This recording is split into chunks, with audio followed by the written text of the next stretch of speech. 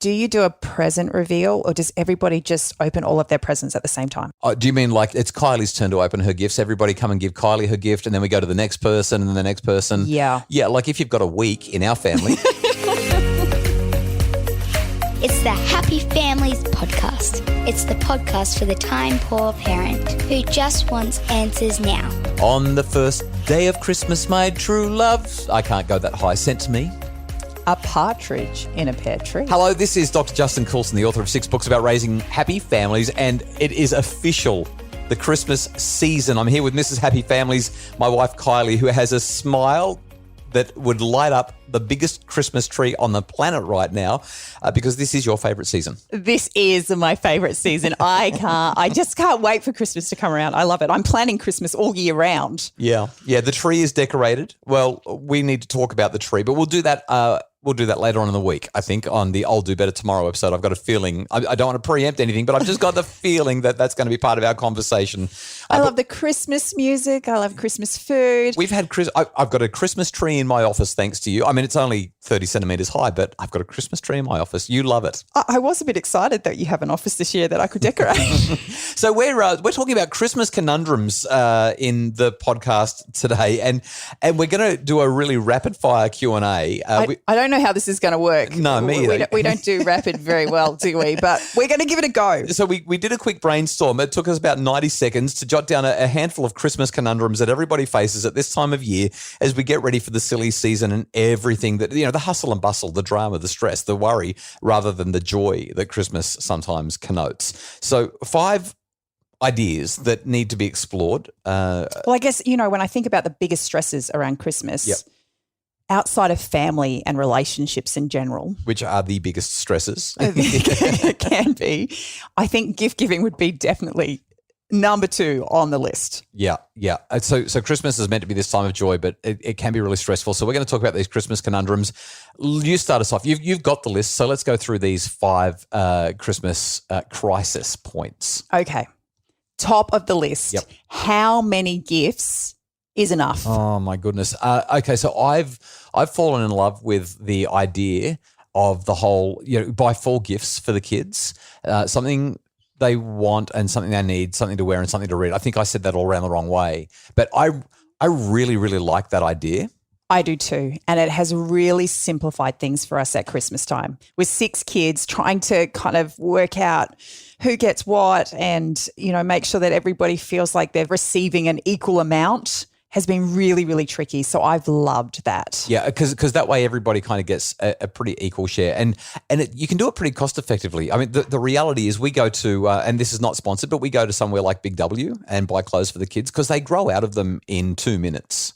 So it's not like we're going and spending a fortune on clothes, but we drop down to the shops and grab them an outfit or 2 or 3 or 4 because it's affordable.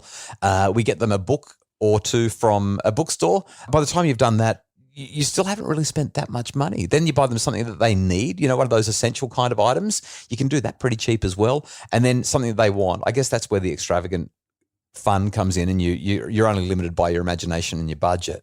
But to me, that's about right for the kids. And there's plenty of joy with those. Okay, next one. Is it okay to give essentials? According to the something they want and something they need line, I think that it's just fine to give essentials. See, I don't think need necessarily is an essential. Okay, so what's an essential? Essentials like a toothbrush or undies or maybe deodorant. Well, as soon as you said that, I have to say the idea of opening up some deodorant and some undies or a toothbrush and saying, "Oh wow, thanks so much for being so thoughtful," that doesn't really excite me. I don't know. I mean, I know that if you're doing it genuinely tough, then that probably is a really neat thing for Christmas. But from what I've seen with Middle Australia, I think that we've kind of moved beyond that. That to me sort of, sits with those 1920s, 1930s, 1940s old school stories of Christmas. And I reckon most people nowadays would probably think that was really uninspiring to give essentials. You're looking at me like you disagree. Yeah, I do disagree completely. I think that... Do we give essentials to our kids, like in their Christmas stocking? We sure do. We do? And as the children get older, their hair product, that's like $20 a bottle. It's not something that I would buy them normally, but come Christmas time, I might actually get them their special, coloured hair product or whatever. But see, I look at the essentials that you're talking about here because you do these amazing Christmas stockings and you put a lot of essentials in there. So there's always some ginger beer, the Bundaberg ginger beer and a mango in every Christmas stocking. Well, that's my essential. Seriously. That's right. That's what the kids have for breakfast, a ginger beer and a mango, and then they start eating chocolate. But the essentials that you're talking about, like those ridiculously expensive hair products or, the fancy hair tidies and all that sort of stuff. Well, shower gel, for instance, like they've got their beautiful smelly stuff that they like to get from the body shop. Well, I don't buy that through the year. They just get the big W stuff or, the woolly stuff, yeah. But I reckon that's not an essential. I think that's a gift. That's a luxury item. So you've taken it up a notch or two. If you're going to talk about a bottle of Rexona from down at the local Woolies or a bottle of Brut for the men, I don't reckon. I think they're essentials, and that's uninspiring. And I don't think that essentials should be given. But fancy essentials, I'm all in. Like if you went and got my 6-year-old gets very excited when she gets a Barbie toothbrush because generally speaking, she just gets the 10-pack from Woolies. Okay, so normally. So I reckon then the Christmas conundrum around this is if you're going to do essentials, make them a bit fancy one way or the other. They don't have to be costly. They just have to be fancy and out of the ordinary. Is that fair? That's fair. Cool. Okay. We've got another couple to do. Let's take a quick break and come back and respond to them in a sec. What are they real quick? I'm not telling you. Let's find out in a sec. It's the Happy Families Podcast. Imagine a home where discipline got results without anyone having to feel bad or in trouble. The Do's and Don'ts of Discipline is a webinar to help parents set limits with love, compassion and humanity. Find it now at happyfamilies.com.au/shop. It's the Happy Families Podcast, the podcast for the time poor parent who just wants answers. Now, we are responding to your Christmas conundrums. What do we do about getting our gift giving right? So far, we've identified that essential items are okay, but they need to be a little bit fancy. And we've also recognised that we don't want to give too many gifts, but probably those four, something to wear, something to read, something they want and something they need, is probably a really nice number of gifts with a really good balance. All right, next question. Yep. Gift cards versus gifts. Oh, I can talk to you about research on this, but before I do, what do you reckon? I'm gifts all the way. Yeah, you are. You're a gift giver. Yeah. The problem is I believe I'm a really thoughtful gift giver. Right. And I would agree with that. You are extraordinarily thoughtful. I shop throughout the year and have, when I go into a shop, I see something that just jumps out at me as being, something that one of the children will like, and I'll get it at that point because it's on special. It's on special or because I've thought of them in that moment and it was, something that really jumped out at me. I hate getting a gift when I feel like it's just come out of someone's gift cupboard. Oh, re-gifting. Yeah, that really kind of heaves me off, but I would always, always, always love to get a gift that's been personally picked for me as opposed to giving me a gift card. Okay, so the research says really clearly that if you can buy a thoughtful gift and you know the person well, a thoughtful gift will always, always be better.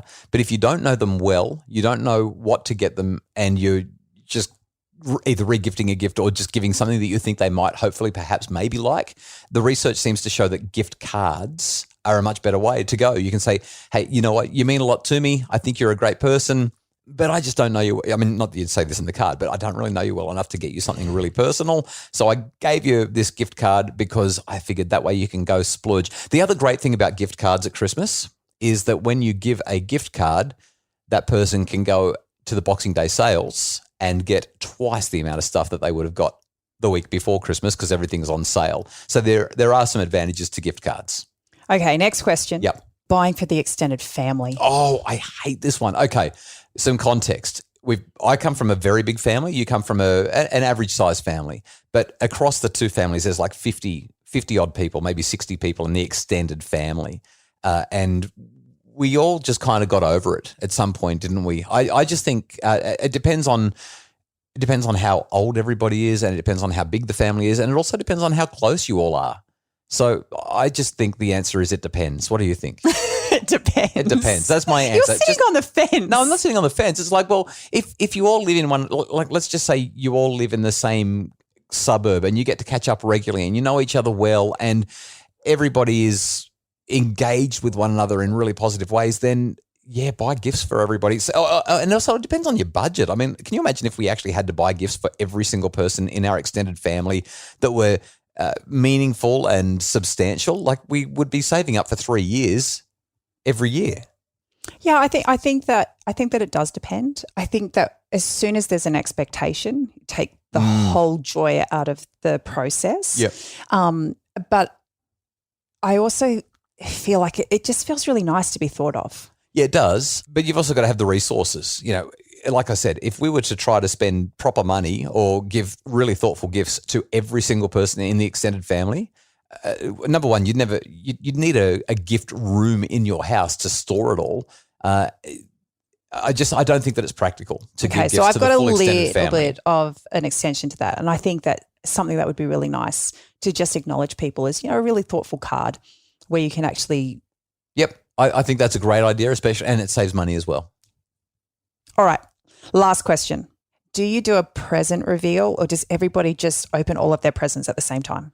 Do you mean like, okay, it's Kylie's turn to open her gifts. Everybody come and give Kylie her gift, and then we go to the next person and then the next person. Yeah. Yeah, like if you've got a week in our family, how long is it going to take? It's, oh my goodness. And the kids go crazy. It's so boring. They're like, can I do my turn now? And then this is something that we agonize over. Our solution in our family has been that we break up the gift giving throughout the day, and that different people get to have that experience at different times with everyone. So I think the reason that we started this was because what we found was it was just this massive presence. And number one, as a parent trying to oversee 6 children opening up all of their presents from aunties and uncles to be able to then give thanks for those presents was just like, was mind boggling. And our children got to a point where it was just like literally ripping the paper open so they could see what was inside and then grabbing the next present. So some more context around this. I'm one of 6 and we've got 6, and one of my sisters also has 6. Plus there's some others as well. So we would go to mum and dad's house and there would be at least 40 people all trying to open gifts at the same time. And it was just mayhem. There was paper going everywhere. And my mum can't just give one gift either. Mum usually gives people a sack of gifts. And and some of them are only like $1 gifts. Some of them are just ridiculous gifts. Sorry, Mum. But part of that's because she has to wrap every single thing separately.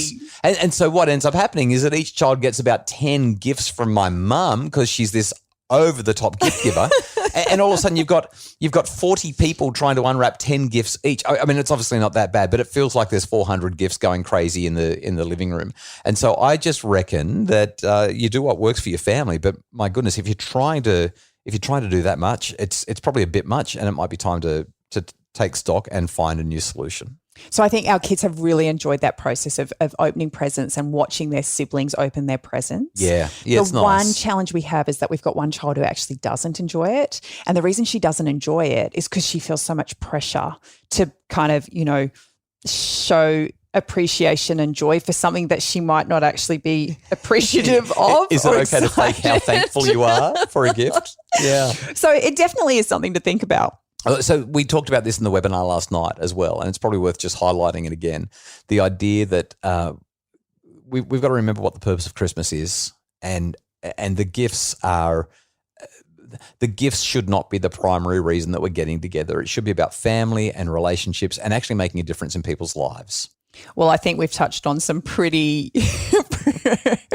intense conversations here. Good luck making sense of it all. If you have any feedback for us, tell us what you do to deal with those Christmas conundrums. You can email us podcasts@happyfamilies.com.au. We really appreciate you listening to the podcast. If you enjoy it, we would beg of you. We love it when you jump onto beg.